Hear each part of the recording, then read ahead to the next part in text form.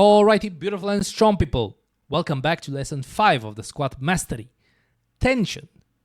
Only by saying this word tension, you can realize how important this lesson really is. Because without tension, without holding all this tension, your joints will lose stability. Your joints will lose leverage. Your muscle will not be able to actually fully contract. You're going to lose the brace and your squat will go to, guess what? Shit. So this is how important generating tension and just building global tension really is, because stability is creating strength, like we discussed, and I've been stressing you guys out so much on this. Stability breeds strength. But it is tension that is holding it together. Because if you're only creating stability for a brief second, you're only going to be stable for a brief second. You're going to generate strength for just 1 second. But our squat doesn't really, take 1 second. From the moment in which we get under the bar, from the moment we brace, from the moment we're actually unracking, from the moment we're walking out, from the moment we're ready to actually go into the descent, from the moment we go down in the descent, up into the ascent, finishing the lift and racking it back. Well, that's the whole squat. So we need a lot of stability under time, which is tension, what's actually going to provide us with all this stability. So let's take a look and explore a little bit how we can actually create this global tension.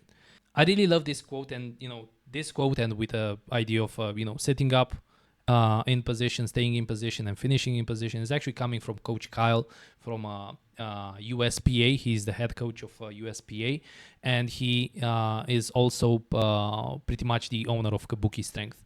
So pretty much the way he's phrasing it, I absolutely love it. I really need to actually share it with you guys. Squat like a refrigerator. You want to think about squatting like a refrigerator. How is the refrigerator? It's freaking rigid as fuck.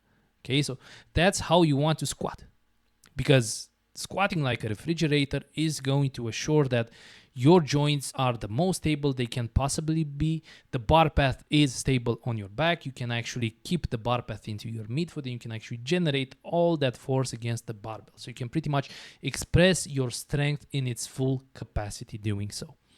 So again, set up in position, stay in position, finish in position. The bar, torso, and feet move as one. It prevents shifting, wobbling, and any kind of energy leaks. Convert stability into raw power. So watch this video of me squatting, how patient I am with it, and how much tension I'm actually holding into it.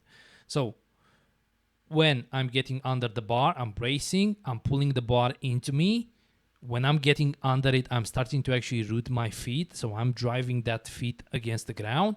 And watch how the bar just absolutely pops out. But I'm not walking out after this.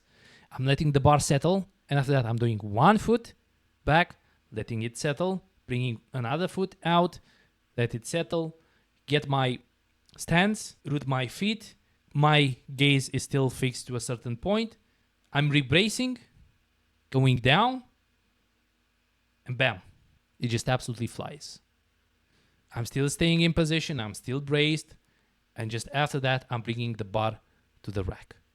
So this is how important tension really is. But let's take a look at about how we can actually build tension, how we can actually sequence it.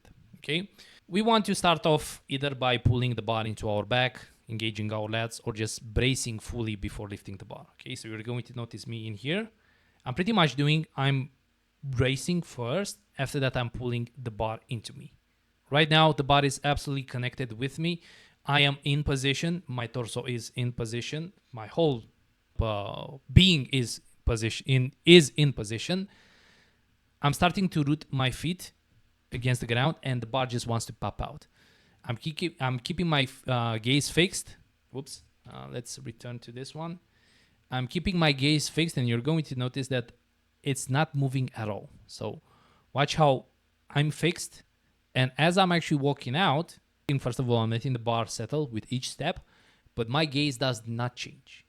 So where I fix my gaze, that's where I'm actually looking throughout the entirety of the repetition. This is how you're actually building tension. You're holding that tension in there. Now, the important thing, how to make the bar feel as weightless as possible. Once you've fully braced, once you've pulled the bar into you, it all comes down to the foot root. Because if your torso is rigid and you're just thinking about pushing against the floor, the bar will just pop out. Because literally just you're starting to actually push against the floor, you're already connected with the bar. But for that, you need your shoulders, core, and hips to actually be locked into place, and you need to be patient. You need to let the bar settle again after the arm rack. So once you're thinking about pushing, rooting your feet and pushing against the ground, you will see that the bar just pops out. It just bam, goes out, and you feel like it's weightless. If you try to capture the feeling of a weight that is really feeling like it can crush you, but you can actually do it. Okay, so something like take 95% of your 1 rep max. Okay, get that feeling. Load that weight after your warm up next time and do exactly this.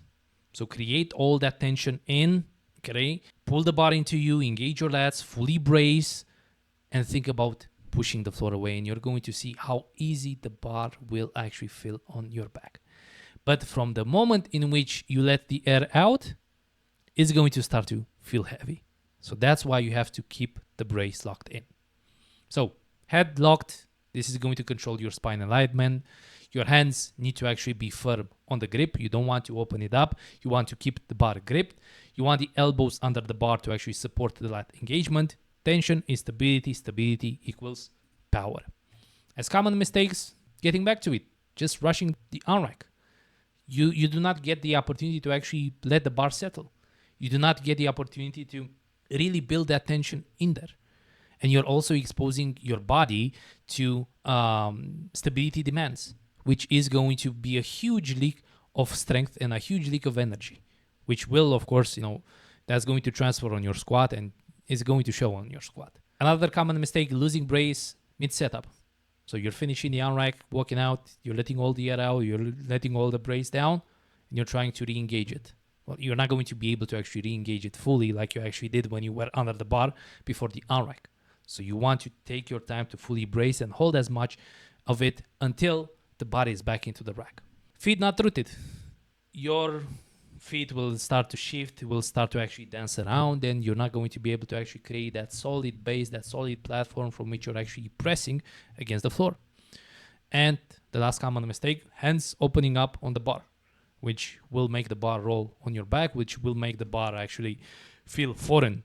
To you, it's going to feel a lot heavier, and your center of mass will just shift all over the place. So you want to make sure that your hands are actually firm on the grip. As summary, tension is your body and bar moving as one. You want to build it before the arm rack and reinforce it during the setup. You want the bar to actually settle before going down into the descent, and in between the repetitions, rebrace if needed, but do not let all the air out. Stability comes first, power second. Catch you on the next one.